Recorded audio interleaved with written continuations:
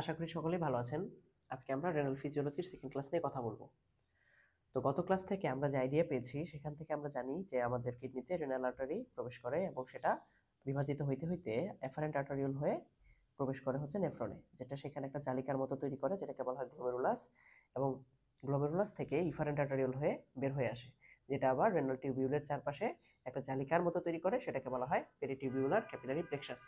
যেটা হচ্ছে এই টিউবিউল থেকে বিভিন্ন কিছু সিক্রেশন বা টিউবিউলে বিভিন্ন কিছু সিক্রেশন বা টিউবিউল থেকে বিভিন্ন কিছু অ্যাবজর্পশনে কাজ করে থাকে। তো আজকের লেকচারটা আমরা শুরু করব একটা নেফ্রনের স্ট্রাকচার দিয়ে। তো ধরেন এটা হচ্ছে একটা নেফ্রন। এই নেফ্রনের একটা স্ট্রাকচার আমরা দেখতেছি।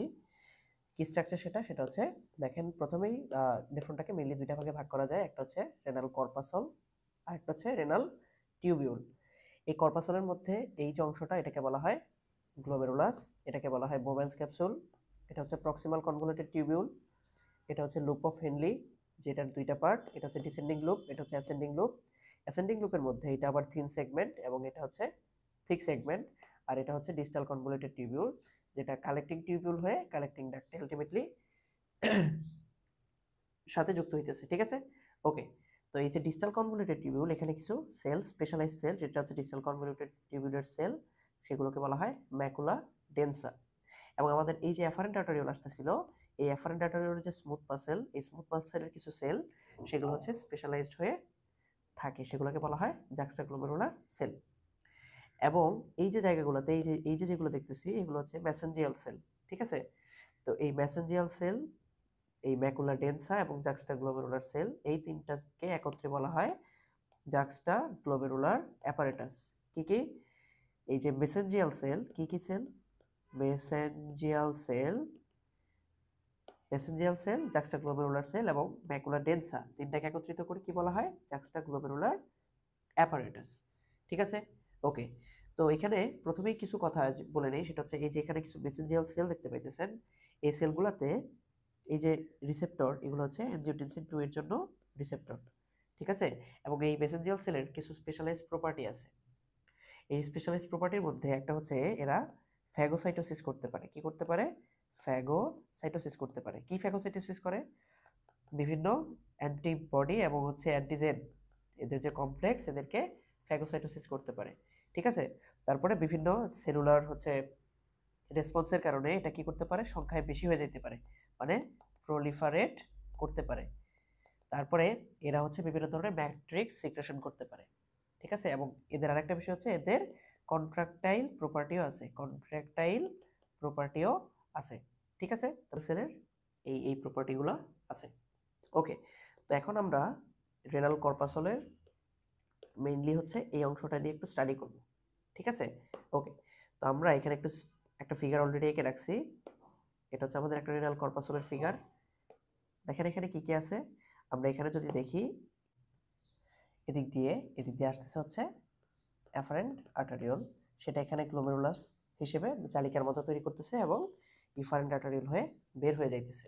ঠিক আছে, আচ্ছা, এগুলো হচ্ছে আমাদের এন্ডোথেলিয়াল সেল, এটা হচ্ছে আমাদের গ্লোমেরুলার বেসমেন্ট মেমব্রেন, আর এগুলো হচ্ছে আমাদের পোডোসাইট সেল, মানে স্পেশাল টাইপ অফ সেল। ওকে, তো দেখা যায় কি যে এই যে এন্ডোথেলিয়াল সেল, এই এন্ডোথেলিয়াল সেলগুলো মাঝখানে মাঝখানে কিছু ফাঁকা জায়গার মতো দেখা যায়। এই যে যেমন এখানে ফাঁকা জায়গার মতো দেখতেছি। ঠিক আছে, তো এগুলো হচ্ছে একটা কি, একটা হচ্ছে ফেনেস্ট্রা, ফেনেস্ট্রা। ঠিক আছে, তো এই ফেনেস্ট্রা থাকার কারণে কি হয়? ইজিলি এদিক দিয়ে বিভিন্ন ধরনের প্রোডাক্ট পাস করতে পারে।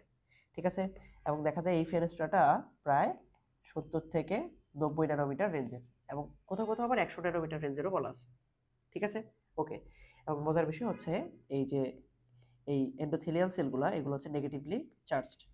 ঠিক আছে, মানে এদের উপরে এমন কিছু থাকে যার কারণে এরা হচ্ছে নেগেটিভলি চার্জড হয়। ওকে, তারপরে আসেন এই নিচে যেটা, এটা হচ্ছে আমাদের বেসমেন্ট মেমব্রেন। ঠিক আছে, এবং এই বেসমেন্ট মেমব্রেনকে আমরা যদি একটু স্টাডি করি তাহলে দেখব এই বেসমেন্ট মেমব্রেনের মাঝখানে কেমন যেন একটু ডেন্স এরিয়া দেখা যাইতেছে। কি মনে হইতেছে? একটু ডেন্স এরিয়া। এই ডেন্স এরিয়াটাকে কি বলা হয়? এই ডেন্স এরিয়াটাকে স্পেশাল নামে ডাকা হয়, এটাকে বলা হয় ল্যামিনা ডেন্সা। কি? ল্যামিনা ডেন্সা। আমরা যদি এটাকে দেখি, এখানে আসলে কি থাকে? কোলাজেন টাইপ 4 থাকার কারণে এটা কি হয়? এগুলো হচ্ছে ডেন্স দেখা যায়।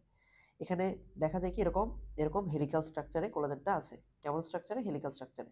ঠিক আছে, এবং এটার সাথে দেখা যায় কি কিছু প্রোটিনও দেখা যায়, ঠিক আছে। আচ্ছা, তো এটাকে বলা হয় হচ্ছে, এটা হচ্ছে দুইটা অংশে ভাগ করা।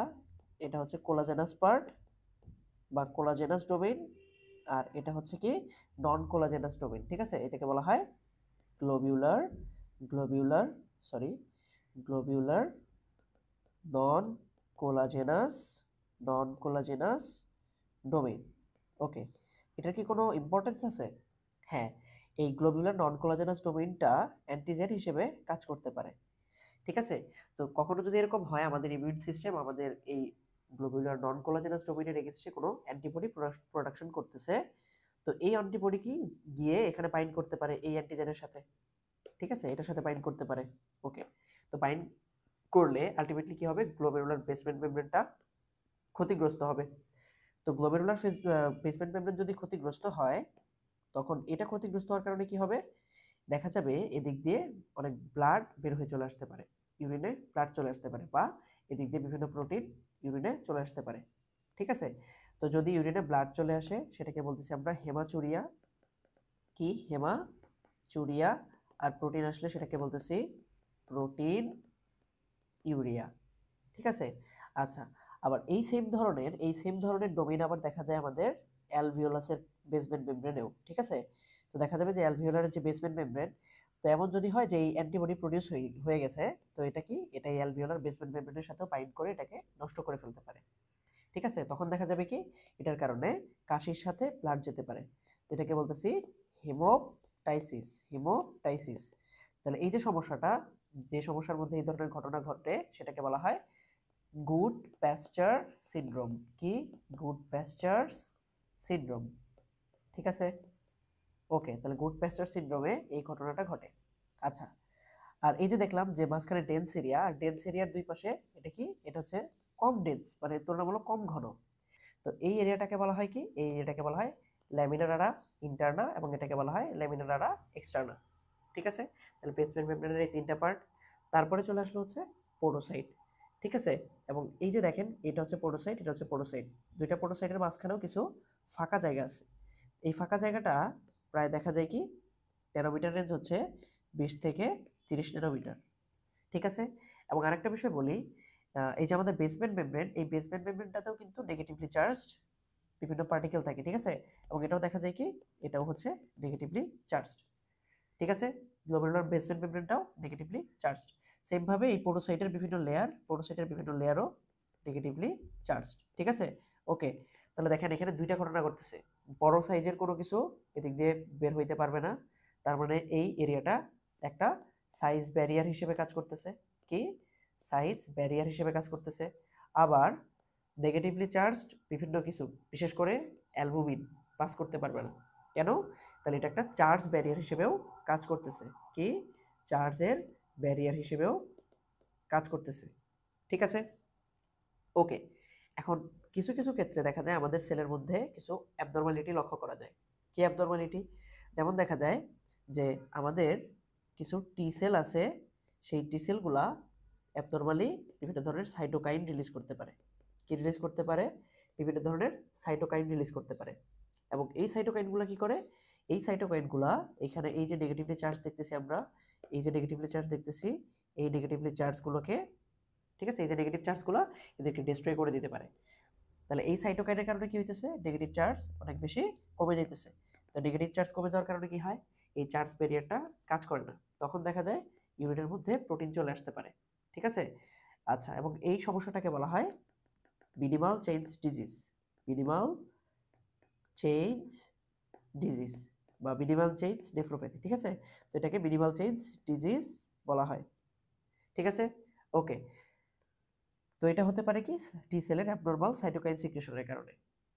আচ্ছা, তো এটা তো প্রথমে আমরা কিছু কথাবার্তা জেনে নিলাম। আর আরেকটা বিষয় হচ্ছে দেখেন এইখানে যে আমি সেলগুলো আঁকছি পিসিটির সেল, এই সেলগুলোতে এই যে বিভিন্ন ধরনের কি দিছি, এগুলো হচ্ছে ব্রাশ বর্ডার, যেগুলো হচ্ছে এগুলো আবার অ্যাবজর্পশনে হেল্প করে। যাই হোক, এগুলো নিয়ে আমরা পরে আবার কথা বলবো। তো রেনাল কর্পাসল নিয়ে মোটামুটি এতটুকু আইডিয়া। এখন আমরা একটু রেনাল কর্পাসলের মধ্যে কি কি ঘটনা ঘটে এটা নিয়ে যদি একটু বিস্তারিত দেখি, তো দেখেন আমরা আচ্ছা এখানে ঠিক আছে। তো এইটা হচ্ছে আমাদের অ্যাফারেন্ট আর্টেরিওল। অ্যাফারেন্ট আর্টেরিওল দিয়ে কি আসতেছে? ব্লাড আসতেছে। তো দেখা যায় আমাদের কিডনি প্রতি মিনিটে প্রায় 1100 মিলিলিটার ব্লাড পায়, ঠিক আছে, মানে কার্ডিয়াক আউটপুটের যেটা হচ্ছে প্রায় 22%। তো আমাদের কিডনি দিয়ে কার্ডিয়াক আউটপুটের 22% বা প্রতি মিনিটে 1100 মিলিলিটার ব্লাড পাস হয়। সেটা হচ্ছে আবার দেখা যায় যে রেনাল প্লাজমা, সেখানকার মধ্যে প্লাজমা থাকে হচ্ছে 650 মিলিলিটার, ঠিক আছে। ওকে, তো এটা হচ্ছে প্রতি মিনিটে আসতেছে।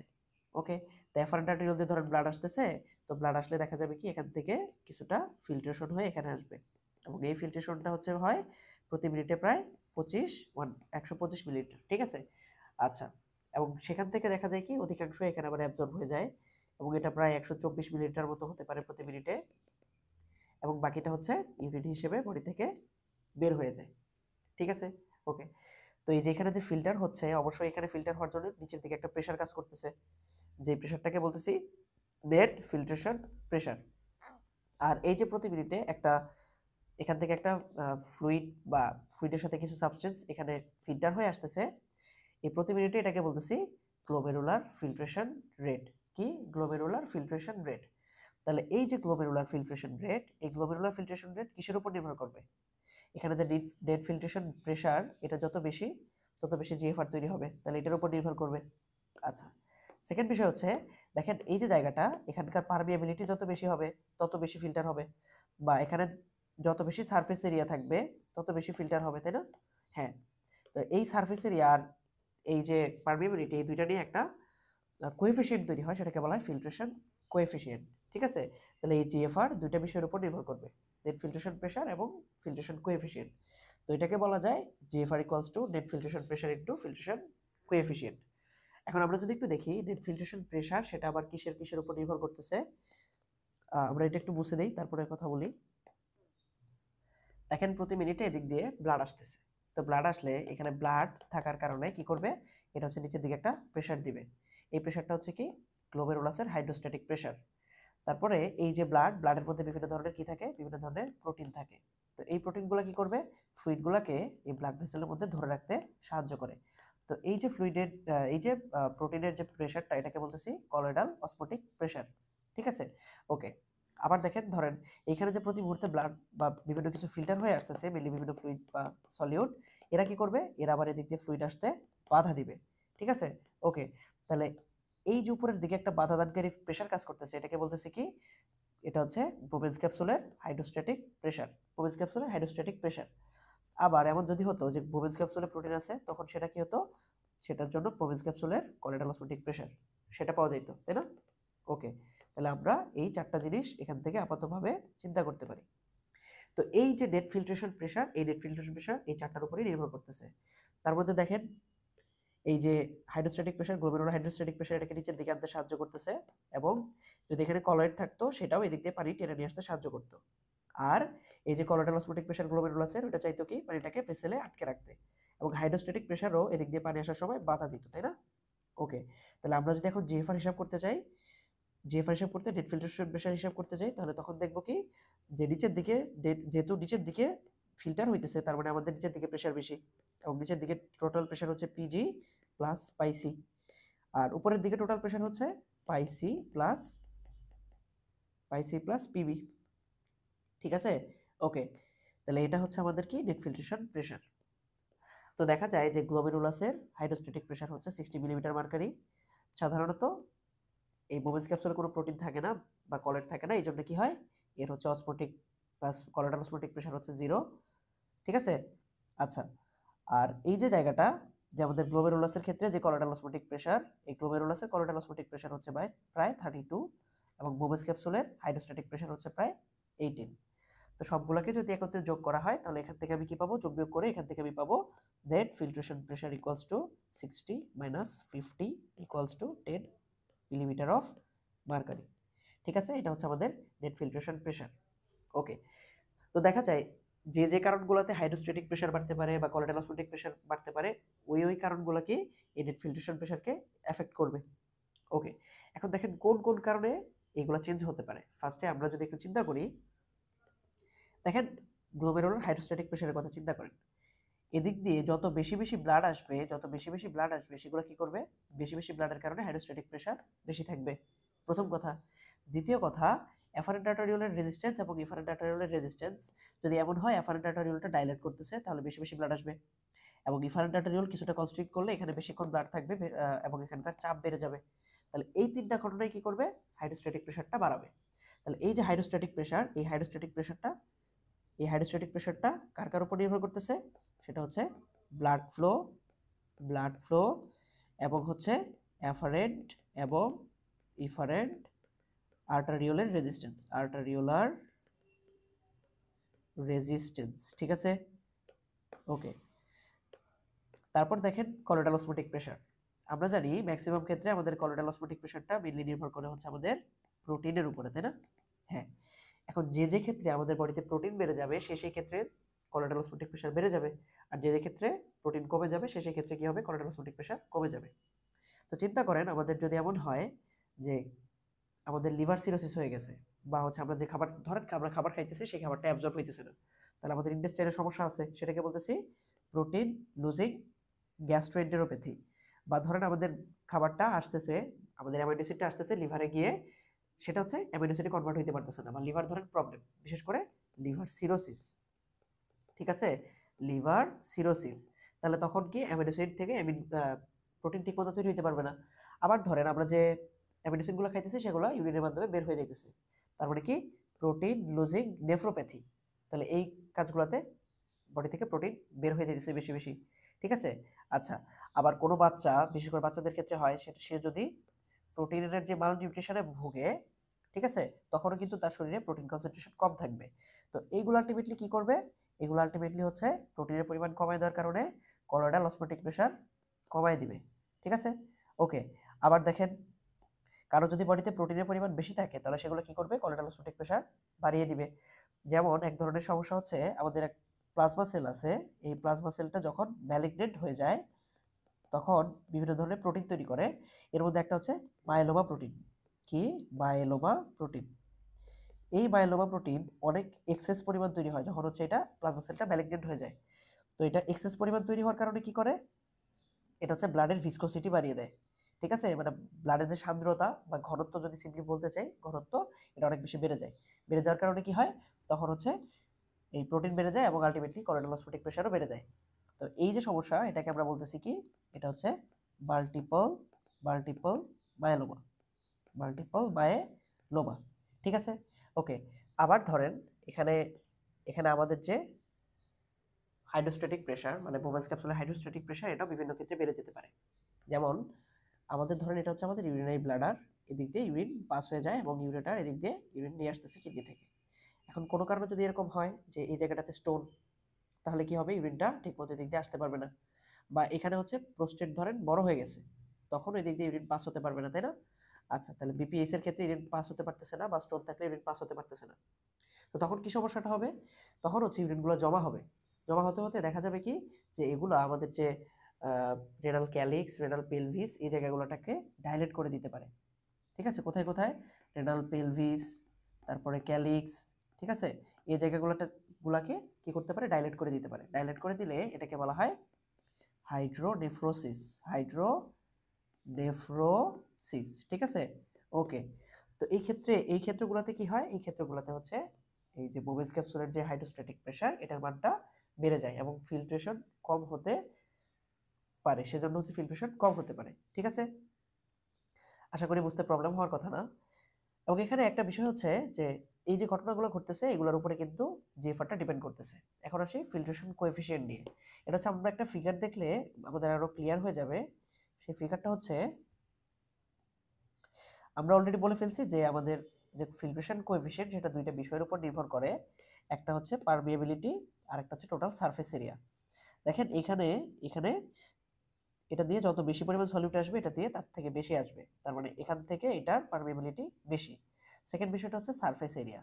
দেখেন এখানে যে কয়টা আছে এখান থেকে এই জায়গাটাতে বেশি বেশি পোর আছে, তাই না, এদিক দিয়ে বেশি বেশি চলে আসতে পারবে, মানে এখানে সারফেস এরিয়াটা বেশি, ঠিক আছে। তাহলে এগুলোর উপরেও আলটিমেটলি জিএফআরটা নির্ভর করতেছে, ঠিক আছে।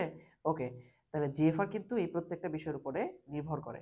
এবং আমাদের রিটেন কোশ্চেনের জন্য একটা ইম্পর্টেন্ট কোশ্চেন হচ্ছে কি কি ফ্যাক্টর এই জিএফআর কে ডিটারমাইন করে। আমরা তো আসলে অলরেডি এখন পড়েই ফেলছি, আমরা এখন একটা একটা চাইলে মার্ক করতে পারি যে কি কি। প্রথম কথা হচ্ছে এই যে ব্লাড ফ্লো, এই যে আমরা ব্লাড ফ্লো পড়ছি, এটা ফ্যাক্টর হিসেবে কাজ করে। সেকেন্ড হচ্ছে কি ফিল্ট্রেশন কোএফিসিয়েন্টের যে দুইটা দেখলাম সেটা হচ্ছে একটা হচ্ছে পারমিয়াবিলিটি, সারফেস এরিয়া, এই দুইটাই হচ্ছে এখানে থাকবে। ঠিক আছে, তাহলে এখানে 2 এবং 3 এই দুইটা ফ্যাক্টর থাকবে। আচ্ছা, তারপরে দেখেন এই যে একটা, এইগুলো হচ্ছে একটা ফ্যাক্টর। ঠিক আছে, এইগুলা একটা ফ্যাক্টর, বুঝতে পারছি? ওকে। তাছাড়াও দেখেন আরো কিছু কিছু ফ্যাক্টর কাজ করতে পারে, যে এই ইফারেন্ট আর্টারিওল, এফারেন্ট আর্টারিওল, এই জায়গাগুলোতে রেজিস্ট্যান্স, ঠিক আছে, এগুলো ফ্যাক্টর হিসেবে কাজ করতে পারে। তো আমরা যদি এগুলোকে চিন্তা করি, এগুলো কিভাবে চিন্তা করতে পারি দেখেন, ধরেন আমরা এই সবগুলো মুছে দিয়ে একটু ক্লিয়ার করে নেই, তাহলে আমাদের বুঝতে সুবিধা হবে। এদিকে অ্যাফারেন্ট আর্টারিওল দিয়ে ব্লাডটা আসতেছে, ঠিক আছে, এবং ব্লাডটা এসে দেখা যায় এখানে জমা হইতেছে, সেখান থেকে ফিল্টার হইতেছে, তাই না? তো দেখা যায় যে এই যে জিএফআর আর প্রতি মিনিটে যে রেনাল প্লাজমা ফ্লোটা হচ্ছে, এটা একটা রেশিও আছে যেটাকে বলা হয় ফিল্ট্রেশন ফ্র্যাকশন। ফিল্ট্রেশন ফ্র্যাকশন কি? সেটা হচ্ছে যে রেনাল প্লাজমা ফ্লো এবং যে গ্লোমেরুলার ফিল্ট্রেশন রেট, দুইটার যে রেশিও, এটাকে বলা হয় ফিল্ট্রেশন ফ্র্যাকশন। ওকে, এটা কেন বললাম? এটা কিছু ইম্পর্টেন্ট কথা আছে এখানে। সেটা কি? যে প্রথম কথা হচ্ছে যে আমাদের অ্যাফারেন্ট আর্টারিওল যদি ডাইলেট করে তখন কি হবে? অ্যাফারেন্ট আর্টারিওল ডাইলেট করলে এখানে বেশি বেশি ব্লাড আসবে, মানে রেনাল প্লাজমা ফ্লোটা কি হবে? বেড়ে যাবে। তো যখন রেনাল প্লাজমা ফ্লো বেড়ে যাবে তখন কি হবে? বেশি বেশি এখানে হাইড্রোস্ট্যাটিক প্রেশারও বেড়ে যাবে বেশি ব্লাডের জন্য, এবং জিএফআরটাও বেড়ে যাবে। তো জিএফআর যদি বেড়ে যায় তখন কি দেখা যাবে? কি যে ফিল্ট্রেশন ফ্র্যাকশন কনস্ট্যান্টই আছে, বাট জিএফআরটা বেড়ে গেছে। ওকে, এখন যদি আবার এরকম হয় যে অ্যাফারেন্ট আর্টারিওলটা কনস্ট্রিক্ট করে দিতেছে, তখন কি হবে?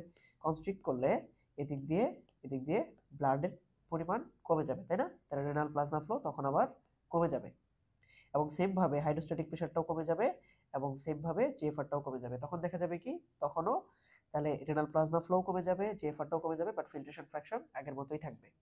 আচ্ছা, এটা হচ্ছে 1 নম্বর কথা। এখন কি কি ক্ষেত্রে রেনাল আর্টারির কনস্ট্রিকশন হতে পারে আর কি কি ক্ষেত্রে রেনাল আর্টারির ডাইলেশন হতে পারে, এটা যদি আমরা একটু বলি, যে দেখেন কন্ট্রাকশন হওয়ার ক্ষেত্রে কিছু বিষয়, সেগুলো হচ্ছে আমাদের যে সিম্প্যাথেটিক সিস্টেম যদি স্টিমুলেটেড হয় তখন দেখা যায় কি যে এই আর্টারিওলগুলো, বিশেষ করে এফারেন্ট আর্টারিওলে অনেক বেশি কনস্ট্রিকশন হতে পারে, ঠিক আছে। এবং নরএপিনেফ্রিন, এপিনেফ্রিন, এগুলো হচ্ছে সিম্প্যাথেটিক যে নার্ভ এন্ডিং, এই নার্ভ এন্ডিং থেকে বের হয়। তাছাড়া তাছাড়া হচ্ছে কিছু কিছু ক্ষেত্রে এন্ডোথেলিন কি করতে পারে? এন্ডোথেলিন হচ্ছে ভ্যাসোকনস্ট্রিকশন করতে পারে, ঠিক আছে।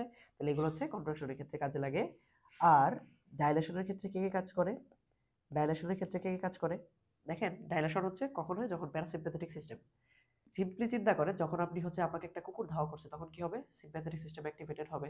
তখন অবশ্যই আপনি চাবেন না আপনার হচ্ছে তখন ইউরিনেশন করা লাগুক, তাই না? তো তখন এই জন্য কি হবে? জিএফআরটা কমাই দিতে হবে, কারণ জিএফআর যত বেশি হবে আপনার ইউরিনেশন হওয়ার চান্স তত বেশি বেশি বেড়ে যাবে, তাই না? তো এই যে সিম্প্যাথেটিক সিস্টেম, এই জন্যই হচ্ছে তখন ওই কুকুর ধাওয়া করার সময় অ্যাক্টিভেটেড হবে এবং কন্ট্রাকশন হবে, যার কারণে আপনার জিএফআরটা কমে যাবে, ঠিক আছে, এবং ইউরিনেশনও কম হবে। আর প্যারাসিম্প্যাথেটিক সিস্টেম যখন অ্যাক্টিভেটেড হবে তখন কি আপনি রেস্ট নিতেছেন, ঠিক আছে, তখন আপনার ওই ধরনের কোনো সমস্যা নাই যে ইউরিনেশন হলে সমস্যা, এই ধরনের কোনো সমস্যা নাই। এই কারণে তখন রেনাল আর্টারি ডাইলেশন করবে বা এফারেন্ট আর্টারিওলগুলো ডাইলেশন করবে, এবং ডাইলেশনের কারণে বেশি বেশি ইউরিন তৈরি হবে। কে কে ডাইলেশন করতে হেল্প করবে? এখানে নাইট্রিক অক্সাইড, ব্রাডিকাইনিন, ঠিক আছে, ব্রাডিকাইনিন, প্রোস্টাগ্ল্যান্ডিন I2, প্রোস্টাগ্ল্যান্ডিন E2, ঠিক আছে, এবং হচ্ছে ডোপামিন। ওকে, এগুলা কি করবে? এগুলা ডাইলেশন করতে হেল্প করবে। ওকে, এখন গেল এফারেন্ট আর্টারিওলের বিষয়টা। এখন আসি ইফারেন্ট আর্টারিওল। যদি ইফারেন্ট আর্টারিওলে ডাইলেশন হয় তখন কি হবে? কনস্ট্রিকশন হলে তখন কি হবে? দেখেন ইফারেন্ট আর্টারিওল যখন কনস্ট্রিক্ট করলে কি হবে? এখানে যে হাইড্রোস্ট্যাটিক প্রেশার, এটা বেড়ে যাবে, কারণ এদিক দিয়ে যে ব্লাড আসতেছে সব ব্লাড এদিকে যেতে পারবে না, ঠিক আছে। ওকে, তাহলে হাইড্রোস্ট্যাটিক প্রেশার বেড়ে গেলে আলটিমেটলি জিএফআরটাও বেড়ে যাবে। ওকে, আচ্ছা, আবার এফারেন্ট আর্টারিওল কনস্ট্রিক্ট করলে কিন্তু এদিক দিয়ে ব্লাড আসার পরিমাণটা কিছুটা কমে যাবে, ঠিক আছে। ওকে, আর এফারেন্ট আর্টারিওল যদি খুব বেশি কনস্ট্রিক্ট করলে এদিক দিয়ে ব্লাড খুব কম যাবে, এবং অনেক বেশি প্লাজমা প্রোটিন এই জায়গাগুলোতে আটকা পড়ে যাবে। আটকা পড়ে গেলে কি হবে? তখন হচ্ছে এই জায়গাগুলোর যে কলোয়েডাল অসমোটিক প্রেশার, সেটা অনেক বেশি বেড়ে যাবে। বেড়ে যাওয়ার কারণে এই জিএফআরটা কমে যাবে, ঠিক আছে। তাহলে সিম্পলি যদি কখনো প্লাজমা প্রোটিনের পরিমাণ বডিতে বেড়ে যায় তখনও জিএফআর কমে যাবে, আর প্লাজমা প্রোটিন কমে গেলে তখন কি হবে? জিএফআর বেড়ে যাবে, তাই না? আচ্ছা, তবে প্লাজমা প্রোটিন চেঞ্জ হওয়ার কারণে নরমালি, মানে ইফারেন্ট আর্টারিওলের কথা চিন্তা করতেছি না, ধরেন বডিতে জাস্ট প্লাজমা প্রোটিন চেঞ্জ হচ্ছে কি হচ্ছে না এর উপর কিন্তু প্লাজমা ফ্লো বা কতটুকু প্লাজমা এখানে আসতেছে এটা ডিপেন্ড করে না, ঠিক আছে? ওকে, আচ্ছা তাহলে দেখেন আমরা যেটা বলতেছিলাম যে ইফারেন্ট আর্টারিওল অনেক বেশি কনস্ট্রিক্ট করলে এখানে অনেক বেশি প্রোটিন আটকা পড়ে যাইতেছে, যার কারণে এখানে কলোয়েডাল অসমোটিক প্রেসার বেড়ে গিয়ে জিএফআর অনেক বেশি কমে যাবে, ঠিক আছে? ওকে, তাহলে প্রথম ক্ষেত্রে কি হচ্ছিল, হালকা যখন কনস্ট্রিক্ট করতেছিল তখন হচ্ছে হাইড্রোস্ট্যাটিক প্রেসার বেড়ে গিয়ে জিএফআর বেড়ে যাইতেছিল, তাহলে প্রথম ক্ষেত্রে জিএফআরটা বেশি হইতেছিল। যখন বেশি কনস্ট্রিকশন করতেছে তখন কি হইতেছে, জিএফআরটা কমে যাইতেছে, তাই না? তাহলে এই যে একটা অ্যাকশন দেখা যায় এটা অনেকটা হয় কি, অনেকটা বাইফেজিক হয় ইফারেন্ট আর্টারিওলের জন্য, ঠিক আছে? ওকে, আবার এমন যদি হয় যে আমার বডিতে ডিহাইড্রেশন বা আমার হচ্ছে ফ্লুইডের অনেক অভাব, তখন তো রেনাল প্লাজমা ফ্লো কমে যাবে বা রেনাল ব্লাড ফ্লো কমে যাবে, সেইভাবে জিএফআরটাও কমে যাবে এবং এগুলো কিন্তু অনেক বেশি কমে যাবে, ঠিক আছে? ওকে, তাহলে এই ঘটনাগুলো হচ্ছে ঘটতেছে প্রতি সময়। এবং এইটার সাথে একটা স্পেশাল বিষয় আমি যদি একটু বলি, যে অ্যাফারেন্ট আর্টারিওল দিয়ে দেখেন যখন ব্লাড আসতেছে, ধরেন এইগুলো হচ্ছে প্লাজমা প্রোটিন, যখন অ্যাফারেন্ট আর্টারিওল দিয়ে ব্লাড আসে তখন কি হয়, এদিক দিয়ে ফিল্টার হয়, তাই না? তো ফিল্টার হইলে এদিক দিয়ে কি হচ্ছে, ফ্লুইড বের হয়ে আসছে, কিন্তু এখানে কিন্তু প্রোটিনগুলো এখানেই থাকতেছে বা আরবিসি এগুলোই এখানেই থাকতেছে। শুধু তাই না, এই যে প্লাজমা প্রোটিন এদের সাথে যে ড্রাগগুলো বাউন্ড করেছিল বা ফ্যাটি অ্যাসিড বাউন্ড করেছিল বা হচ্ছে বিভিন্ন ধরনের ক্যালসিয়াম বা হচ্ছে এই ধরনের ইলেকট্রোলাইট বাউন্ড করেছিল, তারা কিন্তু এদিক দিয়ে ফিল্টার হবে না, তার মানে তারা এখানেই থাকবে। তাহলে আলটিমেটলি এখান দিয়ে যত আসতেছে অনেক বেশি পানি বের হয়ে আসতেছে, কিন্তু এই কলয়েডগুলো কিন্তু এখানেই থেকে যাইতেছে। তার মানে এদিক থেকে যত এদিকে যাইতেছে তত কি কলয়েডাল অসমোটিক প্রেসার বাড়তেছে, এবং এদিক থেকে যত এদিকে যাবে তত কি হবে, তাহলে জিএফআরটা কম হবে। তো এই জন্য দেখা যাবে এখানে যত বেশি জিএফআর, এইদিকে জিএফআর কমতেছে। এবং দেখা যায় যে অ্যাফারেন্ট আর্টারিওলে কলয়েডাল অসমোটিক প্রেসার থাকে প্রায় 28 মিলিমিটার মার্কারি, কত, 28 মিলিমিটার মার্কারি, আর ইফারেন্ট আর্টারিওলে গিয়ে এটা হয়ে যায় 36 মিলিমিটার মার্কারি, এবং দুইটার গড় হিসেবে যে 32 মিলিমিটার মার্কারি, এটাকেই হচ্ছে আমরা বলতেছিলাম কি colloidal osmotic pressure moments glomerular capillary, ঠিক আছে? ওকে, বা গ্লোমেরুলাসের।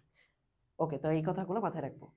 আচ্ছা, এখন আমরা চলে আসি হচ্ছে আমাদের ফিল্ট্রেশন কোএফিসিয়েন্টে। আমরা যেটা পড়ছিলাম কি দুইটা বিষয়ের উপর ডিপেন্ড করে, একটা হচ্ছে পারমিয়াবিলিটি এবং আরেকটা হচ্ছে কি, আরেকটা হচ্ছে সারফেস এরিয়া। ওকে, তো দেখেন এটার সাথে যে বিষয়টা, যে ক্রিটিক্যাল কোরিলেশনটা এটা আমাদের লাগবে, সেটা কি, সেটা হচ্ছে যে ডায়াবেটিস একটা প্রধান সমস্যা, যে ধরেন কারো যদি ডায়াবেটিস হয়, আচ্ছা আমরা চাইলে একটু এক্সট্রা পেজ নিয়ে নিতে পারি।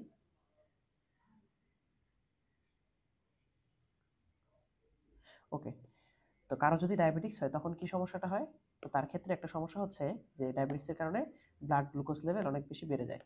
তো যখন ব্লাড গ্লুকোজ লেভেল অনেক বেশি বেড়ে যায়, তো এই ব্লাড গ্লুকোজগুলো কি করে, এই ব্লাড গ্লুকোজগুলো বিভিন্ন জায়গায় নন এনজাইমেটিকভাবে ডেপোজিশন হয়, ঠিক আছে? তো দেখেন আমার হচ্ছে ধরেন ব্লাড গ্লুকোজ অনেক বেশি বেড়ে গেছে, তো এই ব্লাড গ্লুকোজটা কি করবে, এই ব্লাড গ্লুকোজটা দেখা যাবে কি এক্সেস গ্লুকোজ, এরা গিয়ে বাইন্ড করবে হচ্ছে আমাদের বেসমেন্ট মেমব্রেনের সাথে।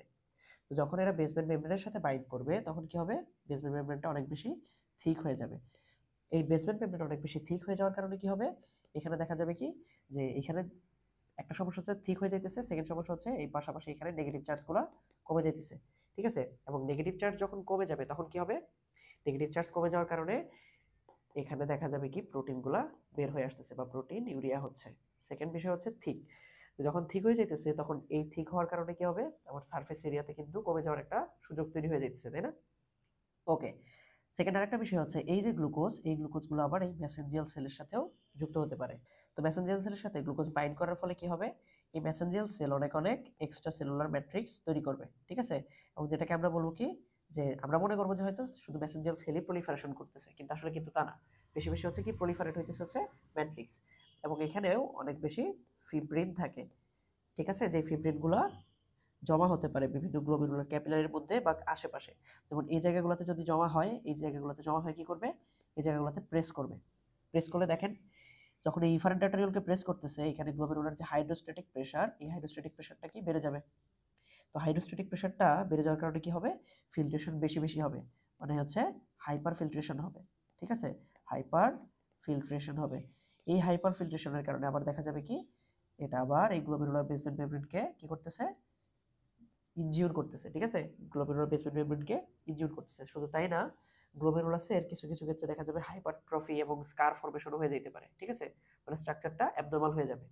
ওকে, তবে এই যে ঘটনাটা এটা কখন ঘটে, এই ঘটনাটা ঘটে আসলে যেটা তৈরি করে এটাকে বলতেছি আমরা হচ্ছে ডায়াবেটিক নেফ্রোপ্যাথি, ডায়াবেটিক নেফ্রোপ্যাথি, ঠিক আছে, বা ডায়াবেটিক নেফ্রোপ্যাথিতে আসলে এই ঘটনাগুলোই ঘটে।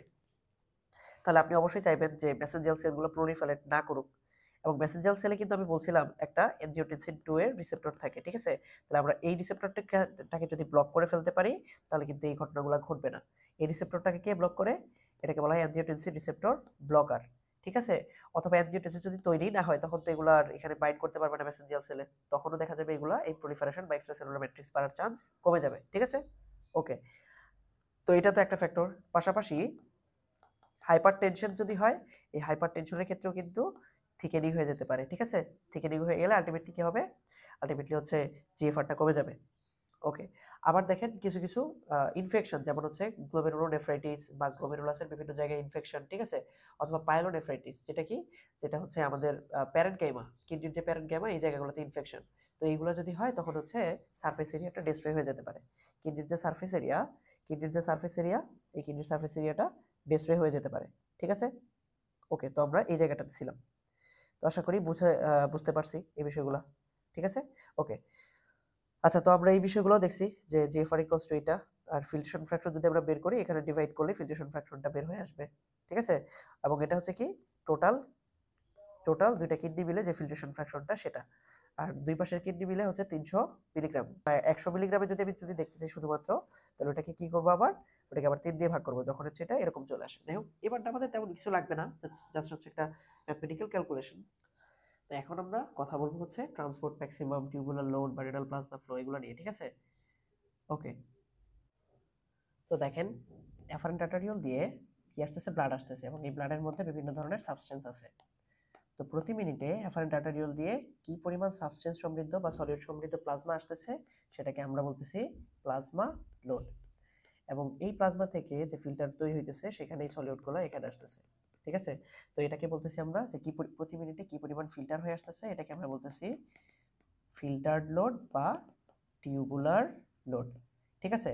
ওকে, এবং ধরেন আমরা ধরে নিলাম যে এই পরিমাণ, আচ্ছা এতটুকু না দিয়ে একটু কমিয়ে দিই, ধরেন এতটুকু পরিমাণ যে ভলিউম, এই ভলিউমের মধ্যে এতটুকু সলিউট ছিল, সেগুলো হচ্ছে এখানে পুরোটা চলে আসছে। তাহলে এই যে ভলিউমটা এখন এখানে চলে আসবে, এই ভলিউমের মধ্যে কি এই সলিউটগুলো আর নাই। তার মানে এই যে ভলিউমটা, এটা হচ্ছে সেই সলিউট থেকে আলাদা হয়ে ক্লিয়ার হয়ে গেছে, ঠিক আছে। এই পরিমাণ ভলিউমকে আমরা তখন কি বলবো? এটাকে আমরা বলবো যে রেনাল ক্লিয়ারেন্স, রেনাল ক্লিয়ারেন্স, বা এটাকে বলা হয় প্লাজমা ক্লিয়ারেন্স, ঠিক আছে, প্লাজমা ক্লিয়ারেন্স। তাহলে প্রতি মিনিটে কি পরিমাণ ভলিউম এই সলিউট থেকে আলাদা হইতেছে এটাকে বলতেছে রেনাল ক্লিয়ারেন্স বা প্লাজমা ক্লিয়ারেন্স। আচ্ছা, তো এখানে যে বিভিন্ন সাবস্টেন্স আসে এগুলো আবার কি হয়, এগুলো আবার অ্যাবজর্ব হয়ে পিসিটির সেলে আসে, এখান থেকে আবার বিভিন্ন মাধ্যম হয়ে চলে যায় ব্লাডে, ঠিক আছে। তো দেখেন এখান থেকে সর্বোচ্চ কতটুকু পরিমাণ অ্যাবজর্ব করে ব্লাডে নিতে পারবে সেটা ডিপেন্ড করতেছে কার উপরে? এখানে যে প্রোটিনগুলো থাকতেছে তার উপরে। এবং সর্বোচ্চ কি পরিমাণ অ্যাবজর্ব করে ব্লাডে পাঠাতে পারবে সেটাকে বলা হয় ট্রান্সপোর্ট ম্যাক্সিমাম। কি বলা হয়? Transport maximum. ওকে, তো এমন যদি হয় যে এখানে এত এত গ্লুকোজ আসছে বা এত এত সলিউট আসছে যেগুলো হচ্ছে ট্রান্সপোর্ট ম্যাক্সিমামের চেয়েও বেশি, তখন যে পরিমাণ এটা অ্যাবজর্ব করতে পারতেছে সেটা অ্যাবজর্ব করবে, বাকিটা ইউরিনের মাধ্যমে বের হয়ে যাবে, ঠিক আছে। সাথে আরেকটু কিছু আমরা বলে রাখতে পারি যে ধরেন যে আমাদের কিছু কিছু নেফ্রন আছে, যে ধরেন আমাদের এখানে কিছু সলিউট আসলো, সে 10টা সলিউট পর্যন্ত অ্যাবজর্ব করতে পারে। আর কিছু কিছু নেফ্রন আছে ধরেন 50টা পর্যন্ত সলিউটকে সে অ্যাবজর্ব করতে পারে, ঠিক আছে। তার মানে আমাদের যখন ফিল্টার লোডের মধ্যে সলিউটের পরিমাণ 10টার চেয়ে বেশি হবে, তখনই কিছু কিছু নেফ্রন দিয়ে কি হবে, কিছু কিছু নেফ্রন দিয়ে হচ্ছে এক্সক্রিট হওয়া শুরু করবে। বাট তখনও কিছু কিছু নেফ্রন অ্যাবজর্ব করতে পারবে, এবং যখন হচ্ছে 50 এর বেশি হয়ে যাবে সলিউটের পরিমাণ এখানে, তখন দেখা যাবে কোনো নেফ্রন দিয়ে আর অ্যাবজর্ব করতে পারবে না, ঠিক আছে।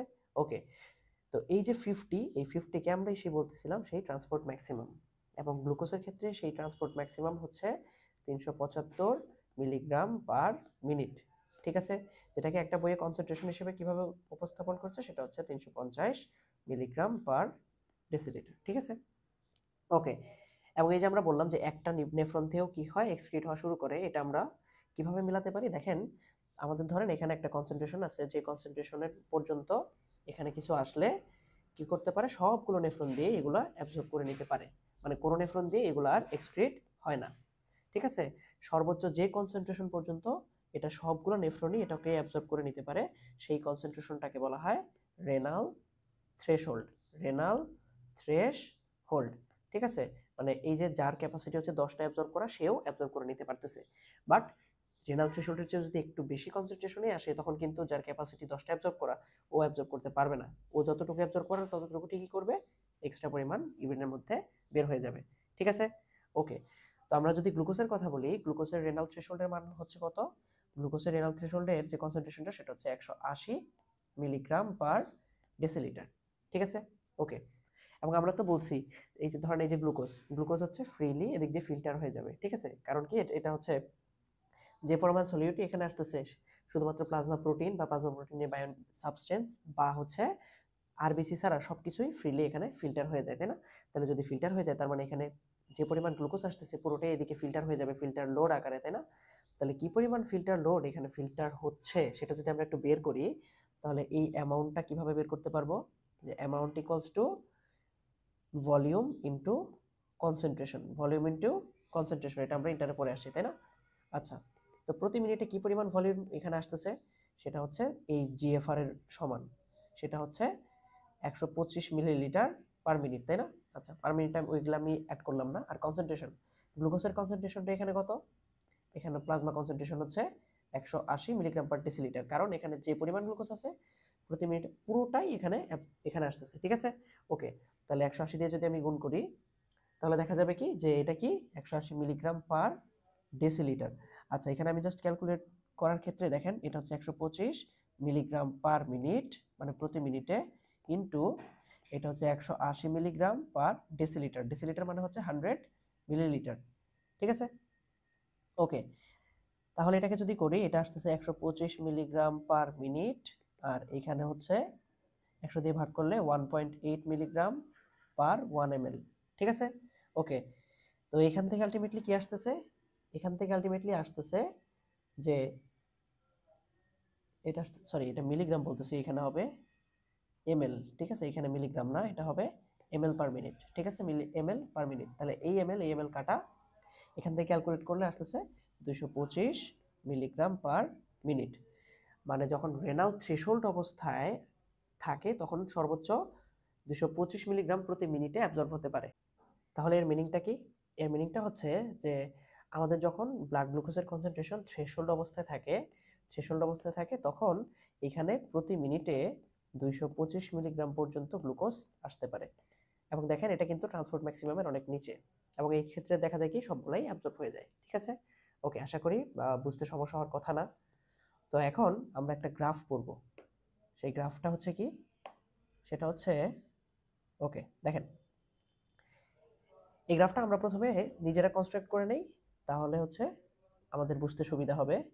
ধরেন এদিক বরাবর হচ্ছে প্লাজমা কনসেন্ট্রেশন, গ্লুকোজের প্লাজমা কনসেন্ট্রেশন, ঠিক আছে, আর এদিক বরাবর হচ্ছে বিভিন্ন ধরনের বিভিন্ন কিছু থাকে আসলে। দেখেন আমরা একটা একটা করে বলি, দেখেন ধরেন প্লাজমা কনসেন্ট্রেশন যত বাড়তে থাকে তত কি গ্লুকোজটা ফিল্টার হয়, তাই না? এই যে আমরা গ্রাফটা দিতেছি যে এইদিকে যত প্লাজমা কনসেন্ট্রেশন বাড়তেছে এদিকে গ্লুকোজের ফিল্টার হওয়ার তত বাড়তেছে। তাহলে এটাকে আমরা কি বলতেছি, এটাকে আমরা বলতেছি এটা হচ্ছে আমাদের filtered filtered load, filtered load. আচ্ছা, আর এটাকে আমরা বললাম যে এটা হচ্ছে আমাদের 180 মিলিগ্রাম পার ডেসিলিটার, আর এখানে এটাকে বললাম এটা হচ্ছে আমাদের 350, ঠিক আছে, একটু বড় করে দিছি ইচ্ছা করেই। আচ্ছা, তো এটা হচ্ছে আমাদের 350, ঠিক আছে। ওকে, তো এই যে পরিমাণ ফিল্টার হয় দেখা যাবে কি যে অ্যাবজর্ব কতটুকু পর্যন্ত হতে পারে, এই 180 পর্যন্ত পুরোটাই অ্যাবজর্ব হয়ে যায়, তাই না? তাহলে এই পর্যন্ত পুরোটাই অ্যাবজর্ব হয়ে যায়। এখন যদি আমরা অ্যাবজর্বের কার্ভটা দেখি যে এই পর্যন্ত সবটাই কি হয়ে গেছে, অ্যাবজর্ব হয়ে গেছে। এখন এখান থেকে যখনই একটু একটু করে কনসেন্ট্রেশন বাড়তেছে তখন অ্যাবজর্ব হওয়ার যে নর্মালি হইতেছিল এটা আস্তে আস্তে কমবে, তাই না? এখন হচ্ছে আস্তে আস্তে কমতে কমতে কমতে কমতে এই কনসেন্ট্রেশনটা এসে দেখা যাবে কি যে এটা ট্রান্সপোর্ট ম্যাক্সিমামে পৌঁছে গেছে। কিসে পৌঁছে গেছে? ট্রান্সপোর্ট ম্যাক্সিমামে। এবং এরপরে আর অ্যাবজর্পটিভ পাওয়ার আর বাড়তেছে না, মানে যত বেশি ফিল্টার হবে তখন তত বেশি এক্সক্রিট হয়ে যাবে। তাহলে এটা হচ্ছে আমাদের কি, এটা হচ্ছে আমাদের অ্যাবজর্পশনের কার্ভ, ঠিক আছে। ওকে, এটা হচ্ছে আমাদের অ্যাবজর্পশনের কার্ভ। আর এখন যদি আমরা এক্সক্রিশনের কার্ভটা দেখি, এক্সক্রিশনের কার্ভটা যদি একটু দেখি, দেখেন এই থ্রেশহোল্ড পর্যন্ত কিছুই এক্সক্রিট হবে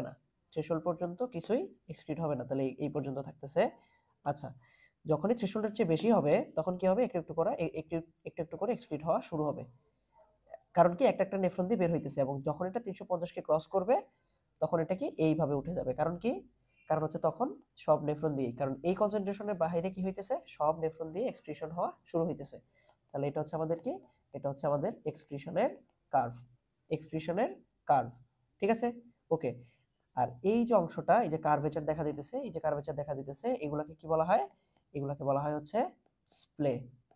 স্প্লে এগুলা কেন দেখা গেল, এগুলো দেখা যাওয়ার মেইন কারণ হচ্ছে দেখেন একটা নেফ্রনের অ্যাবজর্পটিভ ক্যাপাসিটি বেশি আর একটা কম, তাই না? আচ্ছা, তাহলে মেইন কজটা হচ্ছে নেফ্রনের হেটারোজেনেসিটির জন্য এই অবস্থা, ঠিক আছে। ওকে, আর আমাদের যে ট্রান্সপোর্ট ম্যাক্সিমাম সেটা কত ছিল, সেটা হচ্ছে কিন্তু এই পয়েন্টটাকে মেইনলি মিন করতেছে, ঠিক আছে। এই পয়েন্টটা হচ্ছে মেইনলি আমাদের কি ট্রান্সপোর্ট ম্যাক্সিমাম, মানে যেটাকে আমরা যদি এখানে দেখি সেটা হচ্ছে 375 মিলিগ্রাম পার মিনিট। আশা করি বুঝতে সমস্যা হওয়ার কথা না। তাহলে দেখেন এই এই বরাবর ছিল আমাদের টিউবুলার লোড, টিউবুলার লোড মানে মানে ফিল্টার হয়ে কতটুকু আসতেছে, আর এই বরাবর হচ্ছে প্লাজমা কনসেন্ট্রেশন। এবং আমরা যদি টোটালটা আবার একটু বলি যে কি, যে যখন প্লাজমা কনসেন্ট্রেশন, গ্লুকোজের প্লাজমা কনসেন্ট্রেশন বাড়তেছে সেই অনুপাতে বিভিন্ন চেঞ্জ হইতেছে, যে 180 পর্যন্ত এটা হচ্ছে ধরেন ফিল্টার হইতেছে, এবং যে পরিমাণ ফিল্টার হইতেছে তার সবটাই হচ্ছে এটা দিয়ে বুঝাইতেছে যে অ্যাবজর্পশন হয়ে যাইতেছে লাল কার্ভটা দিয়ে। এবং তারপরে যখন কনসেন্ট্রেশন একটু একটু করে বাড়তেছে, তখন কিছু কিছু নেফ্রন অ্যাবজর্পশন পাওয়ার মানে 180-র পরেও আছে, এই জন্য একটু একটু বেড়েছে, ঠিক আছে। এবং এই পর্যায়ে যাওয়ার পরে দেখা গেছে কি, যে নেফ্রন সবগুলো নেফ্রনেরই অ্যাবজর্পটিভ পাওয়ার একদম স্যাচুরেশন লেভেলে চলে গেছে, ঠিক আছে। তো এরপরে কনসেন্ট্রেশন বাড়লেও আর রিঅ্যাবজর্পটিভ পাওয়ার আর বাড়তেছে না, মানে কনস্ট্যান্টই আছে, মানে এই যতটুকু অ্যাবজর্পশন হওয়া সর্বোচ্চ ততটুকুই অ্যাবজর্পশন হচ্ছে, আর বেশি অ্যাবজর্পশন হতে পারতেছে না। এবং এই থ্রেশহোল্ডের থেকে একটু বেশি হলেই তখন কি হয়, একটা দুটো নেফ্রন দিয়ে এক্সক্রিশন হওয়া শুরু হয়, তাহলে এই এক্সক্রিশনটা হচ্ছে। আর ট্রান্সপোর্ট ম্যাক্সিমামের লেভেলে যাওয়ার পর থেকে কি এক্সক্রিশন লেভেলটা অনেক বেড়ে গেছে, ঠিক আছে। ওকে, তাহলে এই যে টিউবুলার লোড, এই যে টিউবুলার লোড যে যখন হচ্ছে কি হইতেছে সর্বোচ্চ পরিমাণে অ্যাবজর্পশন হইতেছে, এটাকে আমরা কি বলতেছি, এটাকেই বলতেছি কিন্তু ট্রান্সপোর্ট ম্যাক্সিমাম, ঠিক আছে। ওকে, তো এই 180 মিলিগ্রাম পার ডেসিলিটার এটা আবার কোথায় কোথায় 200 মিলিগ্রাম পার ডেসিলিটারও থাকতে পারে, ঠিক আছে, বাট এটা নিয়ে এতটাও টেনশনের কিছু নাই। ওকে, আমরা এখন আমাদের গাইডলাইনের একটা ফিগার আছে, এই ফিগারটা একটু দেখে নিলে মনে হয় ভালো হবে। তো আমরা একটু দেখে নিতেছি। ওকে, এটা হচ্ছে আমাদের সেই গাইডলাইনের ফিগারটা। ওকে, দেখেন এই বরাবর হচ্ছে আমাদের প্লাজমা কনসেন্ট্রেশন, আর এই দিক বরাবর হচ্ছে আমাদের যে টিউবুলার লোড বা ফিল্টার লোড, সাথে হচ্ছে রিঅ্যাবজর্পশন বা এই যা আছে সবকিছু, ঠিক আছে। ওকে, তো এই এতটুকু পর্যন্ত ফিল্টার হয়ে গেছে, যা ফিল্টার হয়ে গেছে তার অধিকাংশই অ্যাবজর্পশন, মানে সব অ্যাবজর্পশন হয়ে গেছে। তারপরে একটু একটু করে কনসেন্ট্রেশন বাড়তেছে, ঠিক আছে। অ্যাবজর্পটিভ পাওয়ারটা কিছুটা বাড়লেও সবগুলোর তো কিছু, মানে সবগুলোর তো আর অ্যাবজর্পটিভ পাওয়ার সেম না। তো দেখা যাবে একটা ম্যাক্সিমাম পর্যন্ত পৌঁছেছে, ট্রান্সপোর্ট ম্যাক্সিমাম। তারপরে কনসেন্ট্রেশন বাড়ার সাথে সাথে কি হয়ে গেছে, রিঅ্যাবজর্পটিভ পাওয়ার আর বাড়ে নাই, কিন্তু এক্সক্রিশনটা বেশি বেশি হয়ে গেছে, ঠিক আছে। আর এই যে কার্ভেচারটা দেখা যেতেছে, কার্ভটা দেখা যেতেছে, এটাকে কি বলা হয়, এই কার্ভ দুইটাকে বলা হয় হচ্ছে স্প্লে। স্প্লে এটা কেন হয়, এটা হচ্ছে দেখেন এই অংশটা মিলি তৈরি হওয়ার কারণে হচ্ছে যে এক এক নেফ্রনের অ্যাবজর্পটিভ পাওয়ার বা রিঅ্যাবজর্পটিভ পাওয়ার এক এক রকম, ঠিক আছে। কেন, এটা হচ্ছে এদের হেটারোজেনিক অ্যাক্টিভিটির কারণে, ঠিক আছে। আশা করি বুঝতে প্রবলেম হওয়ার কথা না। ওকে, তো এই তো একটা বিষয়, এই ফিগারটা আপনারা চাইলে দেখতে পারেন, একই জিনিস, সমস্যা নাই, ঠিক আছে। ওকে, তো এটা ঘটতেছে। আমরা আরেকটা বিষয় চিন্তা করতে পারি চাইলে, সেটা কি, সেটা হচ্ছে এই যে টিউবুলার ফ্লুইড এবং প্লাজমা যে কনসেন্ট্রেশন, এটার রেশিও নিয়ে আমরা একটা জিনিস চিন্তা করতে পারি, সেটা কি, ধরেন এখানে কোনো কিছু প্লাজমা কনসেন্ট্রেশন হচ্ছে পিএক্স, ঠিক আছে, আর এখানে সেটাই আসলো হচ্ছে, সেটাকে বললাম টিউবুলার ফ্লুইডের কনসেন্ট্রেশন। আমরা যদি এই দুইটা রেশিও করি, যে টিউবুলার ফ্লুইডের কনসেন্ট্রেশন ডিভাইডেড বাই প্লাজমা এর কনসেন্ট্রেশন, ঠিক আছে। ওকে, তো বলেন কখন হচ্ছে এটা 1 এর সমান হবে, সেটা হচ্ছে এখানে যে পরিমাণ কনসেন্ট্রেশনে আছে ঠিক সেই পরিমাণই এখানে আসছে, এবং এখান থেকে কিছুই অ্যাবজর্পশনও হয় নাই, এখান থেকে কিছুই সিক্রেশনও হয় নাই। তখন কি হবে, টিউবুলার যে ফ্লুইডটা সেটার যে কনসেন্ট্রেশন থাকবে এবং প্লাজমার যে কনসেন্ট্রেশন সেটা দুটো একই হবে, ঠিক আছে। এবং আলটিমেটলি ইউরিন ফর্মেশন হবে without any secretion and reabsorption, তাই না। টিউবুলার ফ্লুইড মানে টিউবুলার ভিতরে যে ফ্লুইডটা থাকবে, সেই টিউবুলার ফ্লুইডটা যে কনসেন্ট্রেশনটা প্লাজমায় ছিল সেম কনসেন্ট্রেশনে আলটিমেটলি বের হয়ে আসবে। ওকে, শুধু কি এটাই, আরও কি কোনো চেঞ্জ হতে পারে না? হ্যাঁ, আরও কিন্তু চেঞ্জ হতে পারে। যে দেখেন, এমন যদি হয় যে এখান থেকে যে পরিমাণ সলিউট যেভাবে অ্যাবজর্পশন হইতেছে, সেম অ্যামাউন্টের ওয়াটারও অ্যাবজর্পশন হওয়ার কারণে কি হইতেছে, টিউবুলার ফ্লুইডের কনসেন্ট্রেশন আলটিমেটলি চেঞ্জ হচ্ছে না, এরকমও কিন্তু হতে পারে। যে তখনও কি হতে পারে, যে হ্যাঁ অ্যাবজর্পশন হইতেছে, ওয়াটারও যে যে মানে ভাবে অ্যাবজর্পশন হইতেছে সেম অনুপাতে সলিউটে অ্যাবজর্পশন হওয়ার কারণে টিউবুলার ফ্লুইডের কোনো ধরনের কনসেন্ট্রেশনে চেঞ্জ না হয়ে আলটিমেটলি দুইটা রেশিও 1 থাকতেছে। তাহলে এইটা একটা ঘটনা হতে পারে। ওকে, এখন যদি এরকম হয় টিউবুলার ফ্লুইডের কনসেন্ট্রেশন আর হচ্ছে প্লাজমার কনসেন্ট্রেশন, এই দুইটার রেশিও কখন হচ্ছে একের চেয়ে কম হবে? একের চেয়ে কম হওয়ার মানে হচ্ছে যে প্লাজমার কনসেন্ট্রেশনটা হচ্ছে বেশি এবং টিউবুলার ফ্লুইডের যে কনসেন্ট্রেশনটা সেটা কম। দেখেন কি হতে পারে যে এইখানে যে টিউবুলার ফ্লুইডে যে সলিউটগুলো আছে, ধরেন এখানে যে সলিউটগুলো আছে, কি ঘটনা ঘটছে যে টিউবুলার ফ্লুইডে যে সলিউটগুলো আছে, এমন যদি হয় যে এই সলিউটগুলো অ্যাবজর্ব হয়ে যাইতেছে, তার মানে কি এখানে এখানে হচ্ছে যে ফ্লুইডটা থাকবে এটা ডাইলিউট হয়ে যাবে, তার মানে এখানকার এই কনসেন্ট্রেশনটা কমে যাবে এবং প্লাজমাতে তুলনামূলক কনসেন্ট্রেশন বেশি, তখন এটা হচ্ছে কি একের চেয়ে কম হয়ে যাবে। ঠিক আছে, ওকে। সেম ভাবে কখন হচ্ছে আমি বলবো যে টিউবুলার ফ্লুইডের যে কনসেন্ট্রেশন আর প্লাজমার যে কনসেন্ট্রেশন একের চেয়ে বেশি, কখন বলবো? প্রথম কথা হচ্ছে দেখেন, প্রথম কথা হচ্ছে যে ফ্লুইডটা বের হয়ে প্লাজমায় আসলো, ধরেন প্লাজমা থেকে টিউবুলার ফ্লুইড হিসেবে আসলো। ঠিক আছে, আসার পরে এখান থেকে আবার কিছু পরিমাণ সিক্রেশনও হইতেছে, তখন কি হতে পারে? সলিউট সিক্রেশন হওয়ার কারণে এই টিউবুলার ফ্লুইডের কনসেন্ট্রেশন বেড়ে যেতে পারে, তাই না? তখন এটা একের চেয়ে বেশি হবে। আরেকটা বিষয় হচ্ছে যে ধরেন এখান থেকে অ্যাবজর্পশন হচ্ছে, কিন্তু অ্যাবজর্পশনটা কেমন হচ্ছে? যে অ্যাবজর্পশনটা হওয়ার পরিমাণ হচ্ছে যে এখান থেকে ওয়াটার অ্যাবজর্পশন বেশি হইতেছে কিন্তু সলিউট অ্যাবজর্পশন কম। এর কারণে কি হইতেছে আলটিমেটলি? এর কারণে হচ্ছে টিউবুলার ফ্লুইড, এই টিউবুলার ফ্লুইডের কনসেন্ট্রেশনটা তুলনামূলক বেশি থাকতেছে। ঠিক আছে, এভাবেও কিন্তু এটা হতে পারে। এটা কেন বললাম? এটা আপাতত কেন প্রশ্নের উত্তর আমি দিচ্ছি না, পরে কোনো এক সময় পড়তে গেলে আপনি এই আনসারটা পেয়ে যাবেন আমি কেন এটা দিলাম। ঠিক আছে, এখন আমরা রেনাল ক্লিয়ারেন্স এবং এর সাথে কিছু বিষয় বোঝার জন্য একটা নতুন পেজ নিয়ে নিচ্ছি যাতে আমাদের বুঝতে সুবিধা হয়। এখানে কি আসতেছে? বিভিন্ন ধরনের সলিউট আসতেছে, তাই না? সলিউট আসতেছে। তো আমরা যখন চিন্তা ভাবনা করি যে সলিউট আসতেছে, এই সলিউটটা কি হয়? কিডনিতে এই যে গ্লোমেরুলাস যে জায়গাটা, এখানে শুধুমাত্র আরবিসি, বিভিন্ন ধরনের প্লাজমা প্রোটিন এবং প্লাজমা প্রোটিনের সাথে বাউন্ড করা সাবস্টেন্স বাদ দিয়ে যা আছে সব এদিক দিয়ে ফিল্টার হয়ে চলে আসে। ঠিক আছে, মানে আমরা ধরে নিতে পারি এখানে যা আছে তার ম্যাক্সিমাম বা সবকিছুই ফিল্টার হয়ে এখানে চলে আসছে। ঠিক আছে, ওকে।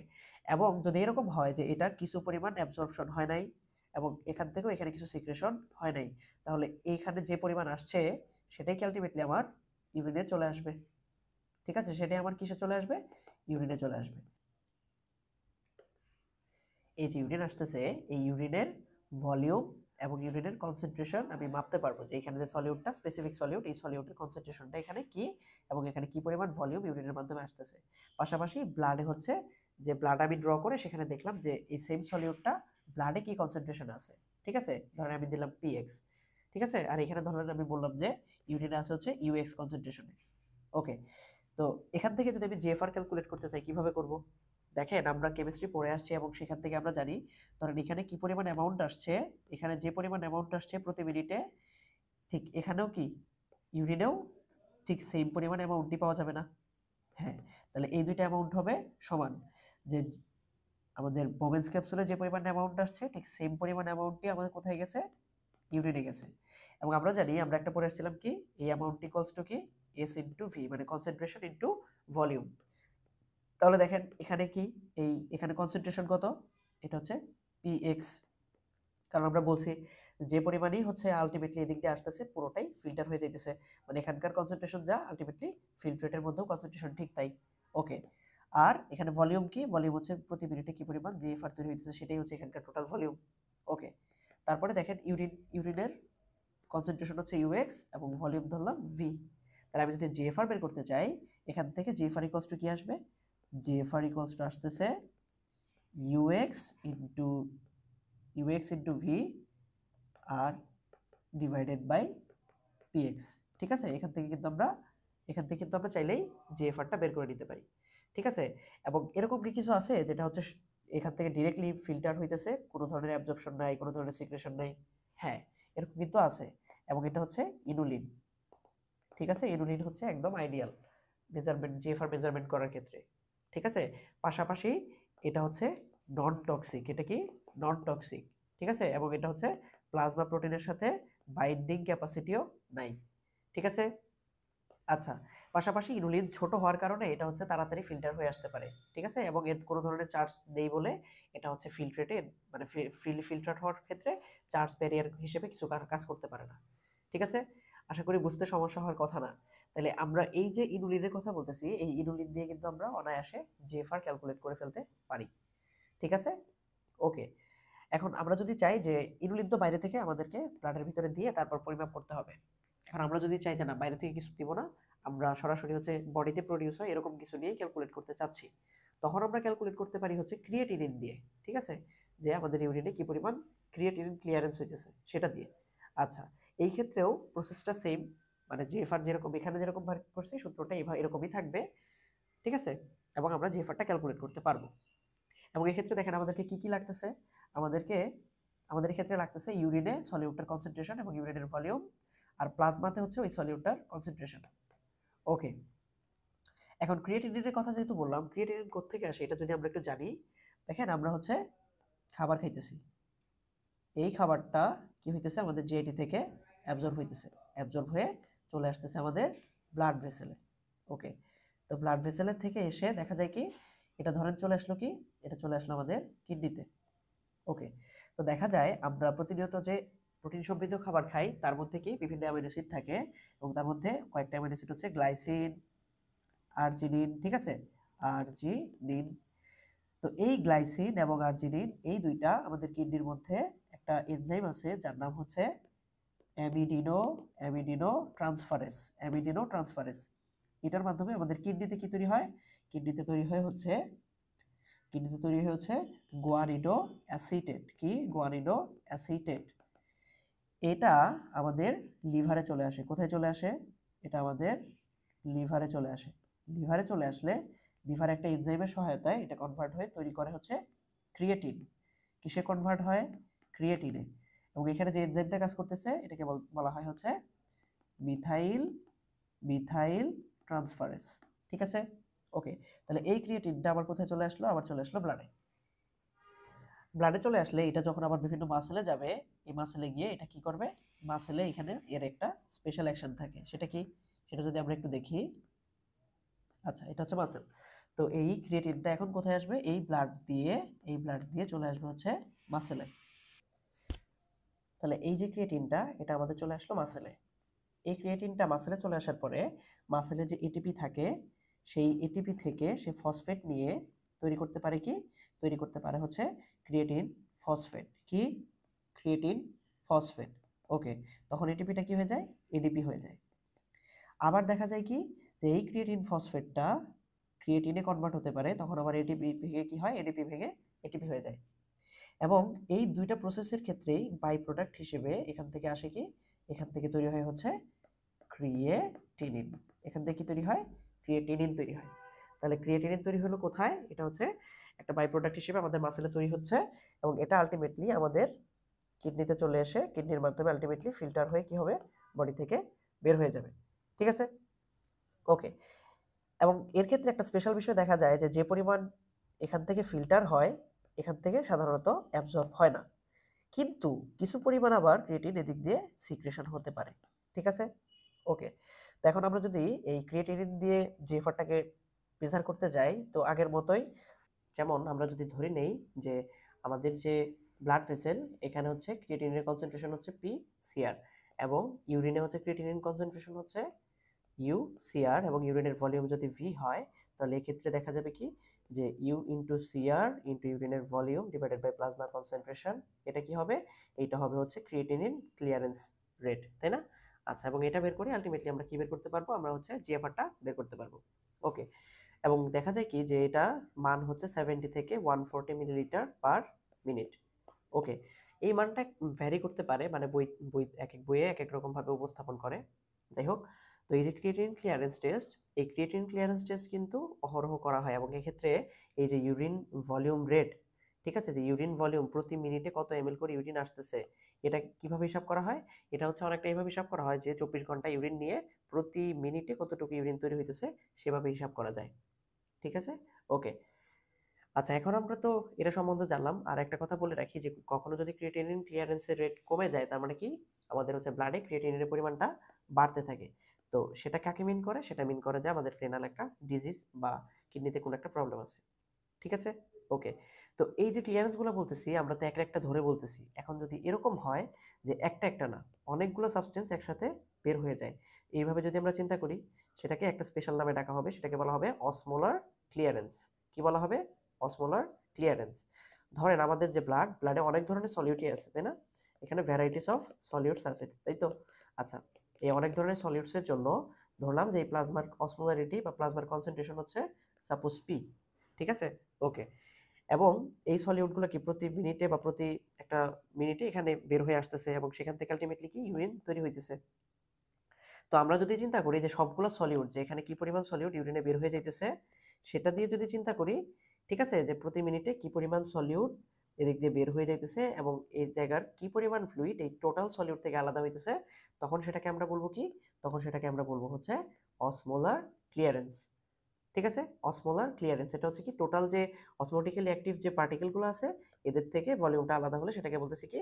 Osmolar clearance. তাহলে সোজা কথা কি এখন এখানে সব কিছুকে নিয়ে আমরা চিন্তা করতেছি যে এগুলো সব আমাদের আসবে এবং ইউরিনে চলে আসবে। ওকে, তো ধরে নিতেছি কি যে প্লাজমার অসমোলারিটি হচ্ছে পি এবং ইউরিনে এই সব সলিউটগুলো আসলে ইউরিনের কনসেন্ট্রেশন ধরে নিতেছি হচ্ছে ইউ। ঠিক আছে? আচ্ছা, পাশাপাশি হচ্ছে ইউরিনের ভলিউম যদি ভি হয় তাহলে অসমোলার ক্লিয়ারেন্সটা কেমন হবে? Osmolar ক্লিয়ারেন্সটা COSM equals to same ভাবে আমরা বলবো কি? ইউরিনের টোটাল অসমোলারিটি বা ইউরিনের কনসেন্ট্রেশন কিরকম ইনটু ভি অফ মানে হচ্ছে ইউরিনের ভলিউম ডিভাইডেড বাই প্লাজমার কনসেন্ট্রেশন কিরকম। ঠিক আছে? এটা দিয়ে আমরা কি বের করব? যে প্রতি মিনিটে সোজা কথা বলতে গেলে প্রতি মিনিটে আমাদের কি পরিমাণ সলিউট ইউরিনের মধ্যে পাস হয়ে যাইতেছে এবং কি পরিমাণ কি আমাদের এই ভলিউমটা এই সলিউট থেকে আলাদা হইতেছে। ঠিক আছে? আচ্ছা, এবং এক নরমাল অ্যাডাল্ট পারসনের ক্ষেত্রে দেখা যায় কি যে এই অসমোলার ক্লিয়ারেন্সটা হতে পারে প্রায় প্রতি মিনিটে 2 মিলিলিটারের মতো। ঠিক আছে? কখন?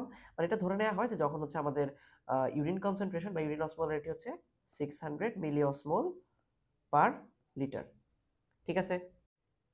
আবার এরকম যদি হয় যে আমাদের বডিতে কি ওয়াটারের পরিমাণ বেড়ে গেছে, ওয়াটারের পরিমাণ যদি বেড়ে যায়, ধরেন এখানে বেশি বেশি ওয়াটার আছে, তখন এই বাসায় দেখা যাবে কি যে যতটুকু ওয়াটার থাকা দরকার ততটুকু ওয়াটার সমৃদ্ধ একটা ভলিউম চলে আসছে আর এক্সেস ওয়াটারকে এদিক দিয়ে বের করে দিছে। এই যে এক্সেস ওয়াটারকে বের করে দিয়ে নর্মাল কনসেন্ট্রেশনের ওয়াটার সমৃদ্ধ যে ভলিউমটা আলাদা হয়ে গেল সেটাকে আমরা কি বলতেছি? এটাকে আমরা বলতেছি ফ্রি ওয়াটার ক্লিয়ারেন্স। কি? Free water clearance. ঠিক আছে? ওকে, দেখেন প্রতি মিনিটে আমাদের কি হইতেছে বা প্রতি ইউনিট টাইমে আমাদের কি হইতেছে? সলিউটগুলো আসতেছে, এই সলিউটগুলা আলটিমেটলি ইউরিনের মাধ্যমে বের হয়ে যেতেছে, তাই না? তাহলে সলিউটটা ইউরিনের মাধ্যমে বের হয়ে যেতেছে, এই সলিউটটা এখানে আসতেছে। আবার আমাদের যে ওয়াটারটা এদিক দিয়ে ফিল্টার হইতেছে এই ওয়াটারও কিন্তু এখানে আসতেছে। ঠিক আছে? ওকে, তাহলে আমরা যদি ফ্রি ওয়াটার ক্লিয়ারেন্স দেখতে চাই যে কতটুকু পরিমাণ পানি আসতেছে সেটা আমরা কিভাবে বের করব? এই ফ্রি ওয়াটার ক্লিয়ারেন্সটা বের করতে পারবো আমরা যে টোটাল ইউরিন ফ্লো রেট, কতটুকু ইউরিন ফ্লো করতেছে বাইরে বের হয়ে আসতেছে, তার থেকে আমরা যদি এমন করি যে এখানে কি পরিমাণ সলিউট আসতেছে সেটা বাদ দিয়ে দেই, যেটার মিনিংটা হচ্ছে আলটিমেটলি অসমোলার ক্লিয়ারেন্সটাকে বাদ দিয়ে দেওয়া। ঠিক আছে? সেটা থেকে আমরা ফ্রি ওয়াটার ক্লিয়ারেন্সটা পাবো। এখন কেন অসমোলার ক্লিয়ারেন্সটা বাদ দিতেছি?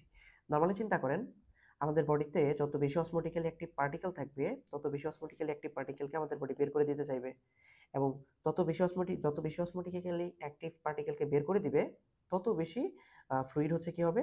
ক্লিয়ার হয়ে যাবে, তত বেশি অসমোলার ক্লিয়ারেন্স হবে। তার মানে অসমোলার ক্লিয়ারেন্স যত বেশি তত বেশি কি করছে? তত বেশি হচ্ছে সলিউটকে সে এখান থেকে এদিকে বের করে দিছে, তাই না? ওকে, এর মিনিং থেকে আমরা পাইতেছি যে ইউরিনের মধ্যে ইউরিন ফ্লোরেট, ধরেন ইউরিন ফ্লোরেট যত বেশি এবং অসমোলার ক্লিয়ারেন্স যত কম, আলটিমেটলি ফ্রি ওয়াটার ক্লিয়ারেন্স তত বেশি। ঠিক আছে? এবং দেখা যায় কি আমরা তো বলছি যে আমাদের অসমোলার ক্লিয়ারেন্স সাধারণত 2 মিলিলিটার হয়ে থাকে এবং আমরা জানি প্রতি মিনিটে ইউরিন পাস হয় হচ্ছে 1 মিলিলিটার। ঠিক আছে? তাহলে নর্মালি ফ্রি ওয়াটার ক্লিয়ারেন্স হওয়া উচিত কত? 1 মিলিলিটার পার মিনিট। এবং দেখেন এটা কিন্তু নেগেটিভ হওয়া উচিত, নেগেটিভ, কারণ এটা ছোট। তো এর থেকে আমরা কি বুঝি? এর থেকে আমরা বুঝতেছি হচ্ছে তুলনামূলক কনসেন্ট্রেটেড ইউরিন পাস করতেছে, মানে ফ্রি ওয়াটার কম যাইতেছে কিন্তু সলিউট হচ্ছে বেশি যাইতেছে। ঠিক আছে? আবার যদি ফ্রি ওয়াটার ক্লিয়ারেন্সটা পজিটিভ হয় তখন কি হবে? তখন পজিটিভ হওয়ার মানে হচ্ছে কি যে ইউরিনের মধ্যে এই ইউরিনের ফ্লো রেটটা বেশি কিন্তু অসমোলার ক্লিয়ারেন্সটা কম। ঠিক আছে? তার মানে ফ্রি পানি বেশি, এক্সট্রা পানি বেশি বের হয়ে গেছে। তার মানে কি যে এই ইউরিনটা হচ্ছে কনসেন্ট্রেশন কম। আর যেটা হচ্ছে নেগেটিভ সেটার ক্ষেত্রে কি যে ইউরিনের কনসেন্ট্রেশনটা বেশি। ঠিক আছে? তাহলে ইউরিনের কনসেন্ট্রেশন কেমন, ইউরিনটা কি ডাইলুটেড না কনসেন্ট্রেটেড, এটা যদি আমরা দেখতে চাই আমরা কিন্তু এই ফ্রি ওয়াটার ক্লিয়ারেন্স যেটা এটা দিয়ে এটা মাপতে পারি। ঠিক আছে? ওকে, আশা করি বুঝতে সমস্যা হওয়ার কথা না। তো এখন আমরা এই চ্যাপ্টারের বা আমাদের এই লেকচারের লাস্ট ক্লাসটা নিয়ে কথা বলবো, সেটা হচ্ছে যে আমাদের যে কিডনিতে ব্লাড আসে, ব্লাডটা কি সবসময় একটা নির্দিষ্ট অ্যামাউন্ট আসে কিনা। ঠিক আছে, আমরা এটা নিয়ে এখন একটু কথা বলবো, যেটাকে আমরা বলবো হচ্ছে কি যে auto regulation of blood flow. ঠিক আছে, আচ্ছা আমরা একটা নতুন পেজ নেই। দেখেন আমাদের এই যে জাক্সটাগ্লোমেরুলার অ্যাপারেটাস, মেইন ফাংশনটা হচ্ছে জাক্সটাগ্লোমেরুলার অ্যাপারেটাসের উপর ভিত্তি করে। ঠিক আছে, ওকে। তো ধরেন আমরা বলতেছি কি, আচ্ছা এটা এখানে আমরা একটা এক্সট্রা পেজ দিয়ে নেই, তাহলে আমাদের পড়তে সুবিধা হবে। ওকে, তো দেখেন ধরেন আমাদের ব্লাড প্রেশারটা কমে গেছে। তো ব্লাড প্রেশার কমে গেলে কি এদিক দিয়ে জিএফআরটাও কম কম হবে, এবং জিএফআর কম হলে দেখেন এখানে বিভিন্ন সলিউট আসছে, ওয়াটার আসছে, অধিকাংশ সলিউট এবং অধিকাংশ ওয়াটার অ্যাবজর্ব হয়ে যাবে, এবং এই সলিউটগুলোর মধ্যে ইম্পর্টেন্ট হচ্ছে সোডিয়াম। তো অধিকাংশ সোডিয়াম কি হবে, অ্যাবজর্ব হয়ে যাবে। তো যখন অধিকাংশ সোডিয়াম অ্যাবজর্ব হয়ে যাবে তখন এই যে ডিসিটি, এখানে সোডিয়ামের কনসেন্ট্রেশন অনেক কমে যাবে। তো যখন এখানে ডিসিটিতে সোডিয়ামের কনসেন্ট্রেশন অনেক কমে যাবে, তখন এই যে এখানে যে সেলটা ডিসিটির ম্যাকুলার ডেন্সা সেল, এই ম্যাকুলার ডেন্সা এটা সেন্স করবে, এটা সেন্স করে সে কি করবে, সে যেহেতু দেখতেছে যে সোডিয়াম কনসেন্ট্রেশন কম, তখন সে বুঝে ফেলবে যে না, বেশি বেশি সোডিয়াম যেহেতু অ্যাবজর্ব হয়ে গেছে, তার মানে বেশি পরিমাণ ফ্লুইড আসতেছে না। এবং এতে কারণে সে বেশি ফ্লুইড আনার জন্য কি করবে, এই ম্যাকুলার ডেন্সা কি করবে, এই আর্টারিওলটাকে ডাইলেট করে ফেলবে। ডাইলেট করতে বিভিন্ন ধরনের সাবস্টেন্স রিলিজ করবে, যেমন আমরা অলরেডি পড়ে আসছি বিভিন্ন ধরনের সাবস্টেন্স, সেটা হচ্ছে নাইট্রিক অক্সাইড হতে পারে, তারপর হচ্ছে অ্যাডেনোসিন হতে পারে। ঠিক আছে, এগুলোকে রিলিজ করবে। তার মাধ্যমে কি হবে, তার মাধ্যমে হচ্ছে এফারেন্ট আর্টারিওলটা ডাইলেট করবে, ফার্স্ট অফ অল। সেকেন্ড কথা হচ্ছে কি, সেকেন্ড কথা হচ্ছে এই ম্যাকুলার ডেন্সা আবার এই জাক্সটাগ্লোমেরুলার যে সেলগুলা, এই সেলগুলোকে স্টিমুলেট করতে পারে কিসের জন্য, এখানে হচ্ছে রেনিন রিলিজ করার জন্য। কি রিলিজ, রেনিন। দেখেন এই যে রেনিনটা রিলিজ করলো, তাহলে এখানে কি চলে আসলো, এখানে চলে আসলো হচ্ছে রেনিন। এই রেনিনটা দেখেন আমাদের যে এই যে লিভার, লিভার থেকে আসতেছে হচ্ছে কি, আমাদের আসতেছে হচ্ছে অ্যানজিওটেনসিনোজেন, অ্যানজিওটেনসিনোজেন। ঠিক আছে, এই অ্যানজিওটেনসিনোজেনটাকে কি করবে, অ্যানজিওটেনসিন 1 এ কনভার্ট করবে। কে, অ্যানজিওটেনসিন 1 এ কনভার্ট করবে রেনিন। এবং এই অ্যানজিওটেনসিন 1টা আমাদের যে লাং, ধরেন এটা হচ্ছে আমাদের লাং। ঠিক আছে, এই লাগের যে ক্যাপিলারি, এই লাগের ক্যাপিলারি যে এন্ডোথেলিয়াম, এই ক্যাপিলারি এন্ডোথেলিয়ামে একটা এনজাইম থাকে, সেই এনজাইমের নাম হচ্ছে angiotensin converting enzyme, angiotensin converting enzyme. তো দেখা যাবে এই অ্যানজিওটেনসিনটা যখন ব্লাড দিয়ে এদিক দিয়ে যাবে, এদিক দিয়ে যাবে, তখন এই এসি এর সহায়তায় এটা কনভার্ট হবে কিসে, অ্যানজিওটেনসিন 2 তে। এই অ্যানজিওটেনসিন 2 তে কনভার্ট হলে এই অ্যানজিওটেনসিন 2টা কি করবে, এই অ্যানজিওটেনসিন 2টা এই ইফারেন্ট আর্টারিওলে এসে কনস্ট্রিক্ট করবে। তাহলে এখানে মডারেট কনস্ট্রিক্ট করলে আমরা পড়ছি কি জিএফআর বেড়ে যায়।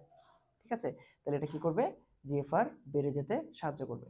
ঠিক আছে, তাহলে এই মাধ্যমে কি বিপি কমে গেলে সেটা হচ্ছে আমাদের কিডনির ব্লাড প্রেশার যেন ফল না করে এই কাজটা করবে।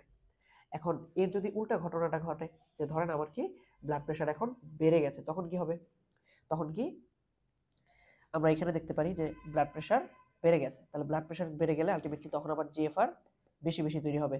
তো জিএফআর বেশি বেশি তৈরি হলে এখান থেকে তখন ফ্লুইডটা তাড়াতাড়ি মুভ করবে, তাই না, বেশি বেশি ফ্লুইড যেহেতু তৈরি হইতেছে, মানে জিএফআর তৈরি হইতেছে, তখন অত বেশি সোডিয়াম অ্যাবজর্ব হতে পারবে না, তাই না, এবং ডিসিটিতে বেশি পরিমাণ সোডিয়াম কি চলে যাবে।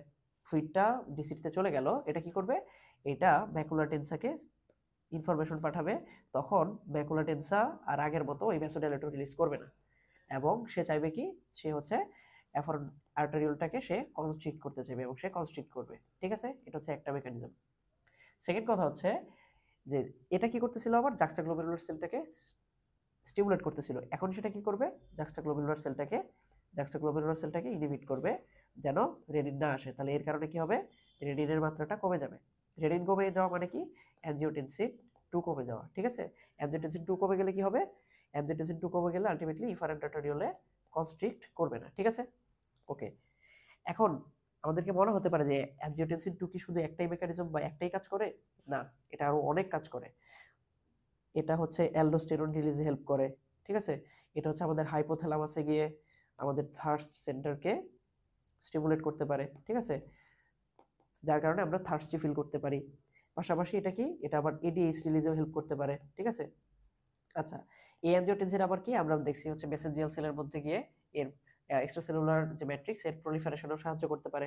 ঠিক আছে, এবং পিসিটিতে একটা সোডিয়াম হাইড্রোজেন এক্সচেঞ্জার থাকে, সোডিয়াম হাইড্রোজেন এক্সচেঞ্জার থাকে। সেটা কি, ধরেন এই যে এখানে পিসি, আমি এটাকে জাস্ট এই সিম্পলি বোঝানোর চেষ্টা করতেছি যে আমরা যদিও পরের ক্লাসে এটা নিয়ে কথা বলে দিব, এখানে যে সোডিয়ামগুলো অ্যাবজর্ব হয়, এই সোডিয়াম অ্যাবজর্ব হওয়ার সাথে সাথে এখানে কিছু হাইড্রোজেন সিক্রেট হয়। তো এটাকে বলতেছি সোডিয়াম হাইড্রোজেন এক্সচেঞ্জার। তো এটাকে সে স্টিমুলেট করতে পারে অ্যানজিওটেনসিন 2। ঠিক আছে, তাহলে এই অ্যানজিওটেনসিন 2 কিন্তু এই ভ্যারাইটিস অফ মেকানিজমের মাধ্যমে কাজ করবে। এবং আমরা যদি একটা ফিগার দেখে নেই, এখানে দেখতে পাইতেছি আমরা কি হইতেছে, অ্যানজিওটেনসিন 2টা তৈরি হইতেছে। এই অ্যানজিওটেনসিন 2টা ভ্যাসোকনস্ট্রিকশন করতেছে, ঠিক আছে, ইফারেন্ট আর্টারিয়াল কনস্ট্রিকশন করতেছে। তারপর আমি বললাম কি সোডিয়াম হাইড্রোজেন এক্সচেঞ্জারের অ্যাক্টিভিটিটা বাড়ায় দিতেছে, অ্যালডোস্টেরন রিলিজ করতেছে, ঠিক আছে, হাইপোথ্যালামাসে গিয়ে থার্স্টি করতেছে বা ইডিএস রিলিজেও হেল্প করতেছে। তাহলে এই যে ভ্যারাইটিস অফ মেকানিজম, তো এটাকে কি বলা হয়, এই যে অ্যানজিওটেনসিন 2 মেডিয়েটেড যে অ্যাকশনগুলো এটা যেভাবে করলো, এটাকে বলা হয় টিউবিউলো গ্লোমেরুলার ফিডব্যাক মেকানিজম। কি, টিউবুলো গ্লোমেরুলার ফিডব্যাক মেকানিজম। ঠিক আছে, ওকে, এটা তো একটা ফাংশন। আবার দেখা যায় কি, যে এই যে আমাদের রেনাল আর্টারি আছে, রেনাল আর্টারির ক্ষেত্রে কি দেখা যায়, যে ধরেন এটা হচ্ছে আমাদের, এটা ধরেন আমাদের রেনালের এফারেন্ট আর্টারিওল, এখানে কি থাকে, এখানে ধরেন এটা হচ্ছে আমাদের স্মুথ মাসেল, এটা হচ্ছে আমাদের রেনাল স্মুথ মাসেল। ঠিক আছে, ওকে। তো এই রেনাল স্মুথ মাসেলে কি থাকে, একটা স্পেশাল টাইপের ক্যালসিয়াম চ্যানেল থাকে। তো দেখা যায় এদিক দিয়ে যখন ব্লাড আসে, এই ব্লাড বেশি আসার কারণে এই স্মুথ মাসেলটাকে কি করে, স্ট্রেচ করে। তো স্ট্রেচ করলে কি হয়, এই যে চ্যানেলগুলা এদিক দিয়ে ওদিক ওদিক ক্যালসিয়াম সেলের ভিতরে প্রবেশ করে। আর আমরা জানি সেলের ভিতরে ক্যালসিয়াম বেশি প্রবেশ করলে সেটা সার্কোপ্লাজমিক রেটিকুলাম থেকে আবার কি করতে পারে, রায়ানোডিন রিসেপ্টরের মাধ্যমে বেশি বেশি ক্যালসিয়াম ইন্ট্রাসেলুলার স্পেসে নিয়ে আসতে পারে। ঠিক আছে, তো ইন্ট্রাসেলুলার স্পেসে নিয়ে আসার ফলে তখন সেটা কি করবে, এটা হচ্ছে স্মুথ মাসেল কন্ট্রাকশন করবে। এবং এই স্মুথ মাসেল কন্ট্রাকশন করলে তখন এটা কন্ট্রাকশন হয়ে এদিক দিয়ে এক্সট্রা পরিমাণ ব্লাডকে আসতে দিবে না। ঠিক আছে, এবং এটাকে কি বলা হয়, এটাকে বলা হয় myogenic myogenic mechanism, myogenic mechanism. ঠিক আছে, তাহলে আমাদের এই যে জিএফআরটা মেইনটেইন হইতেছে, মেইনলি সরি ব্লাড প্রেশারটা মেইনটেইন হইতেছে, রেনাল ব্লাড প্রেশার, সেটা কিভাবে, দুইটা প্রসেসের মাধ্যমে। একটা হচ্ছে টিউবিউলো গ্লোমেরুলার ফিডব্যাক, আরেকটা কি, আরেকটা হচ্ছে মায়োজেনিক। এই দুইটা প্রসেস মিলে আলটিমেটলি আমাদের রেনাল ব্লাড ফ্লোটাকে মেইনটেইন করতেছে। ঠিক আছে, ওকে।